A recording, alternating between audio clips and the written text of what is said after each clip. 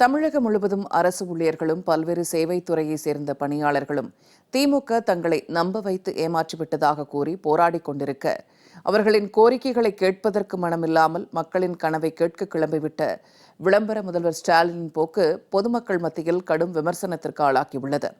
தமிழ்நாட்டின் நிலை என்ன, மக்களின் கோபம் என்ன, விரிவாக பார்க்கலாம்.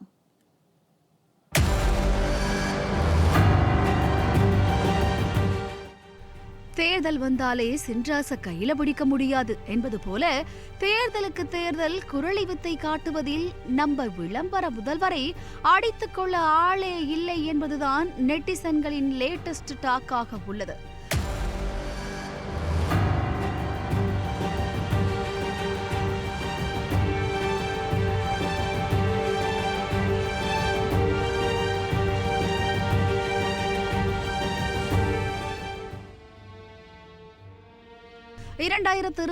சட்டமன்ற தேர்தலுக்கு பூட்டு போடப்பட்ட பெட்டியை தூக்கிக் கொண்டு உங்கள் தொகுதியில் ஸ்டாலின் என வித்தை காட்டியவர் 2026 சட்டமன்ற தேர்தலுக்கு உங்கள் கனவை சொல்லுங்கள் என தனது பரிவாரங்களை வீடு வீடாக அனுப்பி வைக்க இருக்கிறாரா?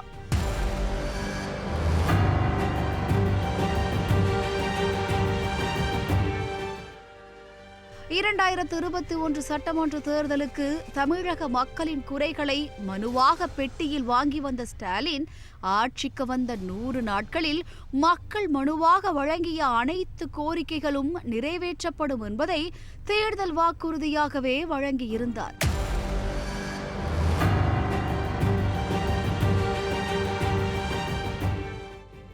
அதன்படி மொத்தம் 17 லட்சம் மனுக்கள் பெறப்பட்டதாக கூறப்படும் நிலையில் திமுக ஆட்சி அமைந்து கிட்டத்தட்ட 1700 நாட்களை கடந்துவிட்டது.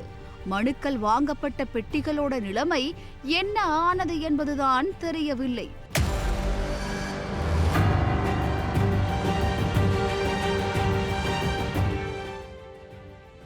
இந்த லட்சணத்தில் 2026 சட்டமன்ற தேர்தலை மையப்படுத்தி உங்கள் கனவை சொல்லுங்கள் என்ற புதிய திட்டத்தை அறிவித்து ஒட்டுமொத்த அரசு இயந்திரத்தையும் திமுகவின் தேர்தல் பிரச்சார கருவிகளாக திமுக மாற்றிவிட்டிருப்பதாக விமர்சனம் எழுந்துள்ளது. 50,000 தன்னார்வலர்களையும் வீடு வீடாக அனுப்பி ஒரு குடும்பத்தின் கனவு என்ன என்பதை விளம்பர முதல்வர் ஸ்டாலின் தெரிந்து கொள்ள இருப்பதாகவும் கூறப்படுகிறது.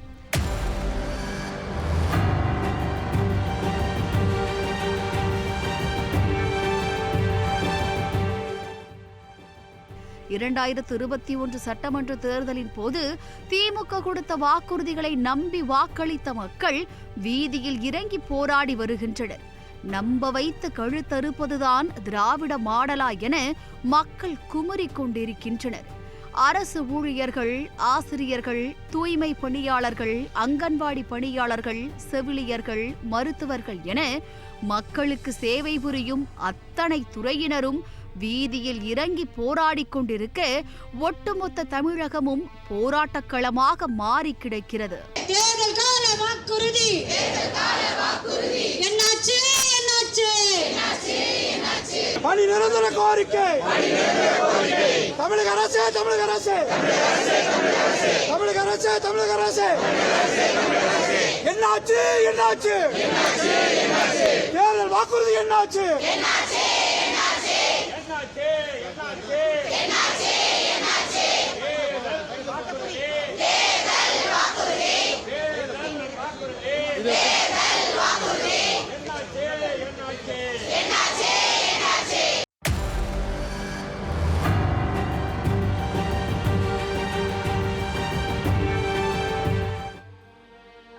இதில் தலைநகரான சென்னையோ போர்க்களமாகவே காட்சியளிக்கிறது.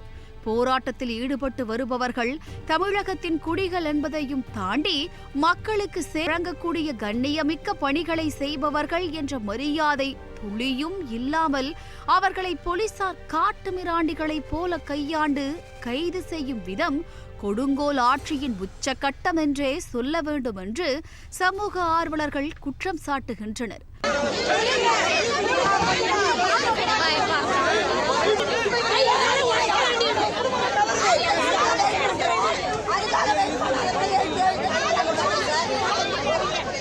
ஒரு ஆசிரியர்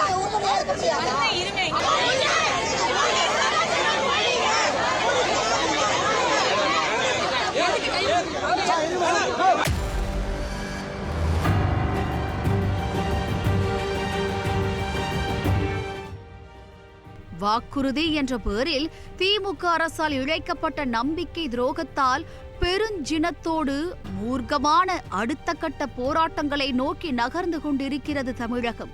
ஆனால் அதை பற்றியெல்லாம் சற்றும் கவலை இல்லாமல் கல்வியில் சிறந்த தமிழ்நாடு, வெல்லும் பெண்கள், vibe with MKS, UKS with MKS, super star state என்றெல்லாம் நாளொரு மேடையும் பொழுதொரு நாடகமுமாக தன்னுடைய ஆட்சிக்கு தானே பாராட்டு விழாக்களையும் சிறப்பு நிகழ்ச்சிகளையும் நடத்தி கொண்டு விளம்பர முதலமைச்சர் ஸ்டாலின் ஜாலியாக இருப்பதாக கொந்தளிப்பில் இருக்கின்றனர் மக்கள்.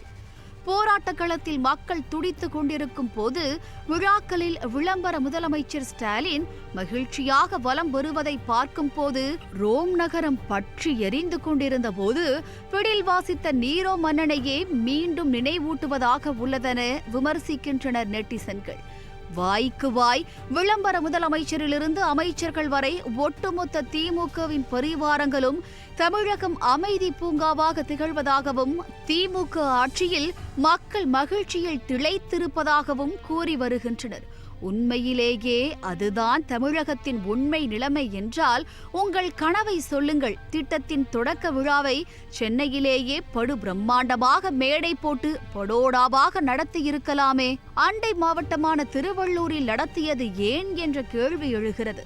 போராட்டத்தில் ஈடுபட்டு வரும் மக்களின் கோரிக்கையை நிறைவேற்ற தகுதியற்ற அரசாக இருந்து கொண்டு உங்கள் கனவை சொல்லுங்கள் என்ற திட்டத்தை அறிவிக்க கூச்சமாக இல்லையா ஸ்டாலின் சார் என்ற கோப கேள்வியை எழுப்புகின்றனர் மக்கள். இதில் இன்னொரு கொடுமை என்னவென்றால் மக்களின் கனவுகளை தெரிந்து கொள்ள வீடு வீடாக செல்லும் தன்னார்வலர்கள் 10 வகையான திட்டங்கள் அடங்கிய படிவங்களை கொடுப்பார்களாம். அதை மக்கள் பூர்த்தி செய்து கொடுக்க வேண்டுமாம். இதை பார்க்கும்போது உண்மையிலேயே இது மக்களுக்கான திட்டம்தானா அல்லது 2026 சட்டமன்ற தேர்தலுக்கு மக்களின் மனநிலையை அறிந்து கொள்ள தங்கள் வரி பணத்திலேயே திமுக நடத்தும் மறைமுக சர்வேயா என்ற சந்தேகம் வருவதாக கூறுகின்றனர் மக்கள். சட்டம் ஒழுங்கு சந்தி சிரித்துக் கொண்டிருக்கிறது. பெண்கள் பாதுகாப்பு பள்ளிழித்துக் கொண்டிருக்கிறது. அரசு மருத்துவமனையிலேயே கஞ்சா சாகுபடி 3 போக விளைச்சல் நடக்கிறது. சிந்தடிக் ட்ரக்கின் புழக்கம் வெள்ளமென கரை புரண்டு ஓடுகிறது. திருத்தணி ரயில் நிலைய சம்பவம், அண்ணா பல்கலைக்கழக பாலியல் சம்பவம், அஜித்குமார் கஸ்டோடியல் மரணம், கள்ளக்குறிச்சி கள்ளச்சாராய மரணம், மெரினா ஏர் ஷோவில் நெரிசல் மரணம், கவின் ஆணவ கொலை, வேங்கை வயல், மேல்பாதி என திமுக ஆட்சியின் அவலங்களை பட்டியல் போட்டால் அது அடுத்த ஆண்டு வரை நீளும் அளவுக்கு இருக்கிறது. திமுக ஆட்சியில் அடுத்த நொடி என்ன நடக்குமோ ஏது நடக்குமோ என்ற மரண பயத்தில் நாட்களை கடத்தி கொண்டிருப்பதாக கூறுகின்றனர் மக்கள்.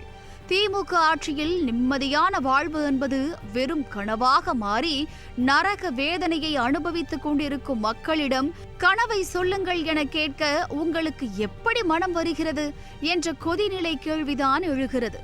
அரசின் பணத்தில் தன்னார்வலர்கள் என்ற முகமூடி அணிந்து கொண்டு திமுகவிற்கு வேலை பார்ப்போர் வீடு வீடாக சென்று திமுகவிற்கு வாக்கு சேகரிக்க நடத்தும் ஒரு மோசடி நாடகம்தான் இது என்றும் விமர்சனங்கள் முன்வைக்கப்படுகிறது. மக்களின் கனவை அறிந்து கொள்கிறோம் என்ற பெயரில் பொதுமக்களின் ஆதார் எண், செல்போன் போன்ற தனிப்பட்ட தரவுகளை வாங்கவும் விளம்பர திமுக திட்டமிட்டிருப்பதாகவும் கூறப்படுகிறது.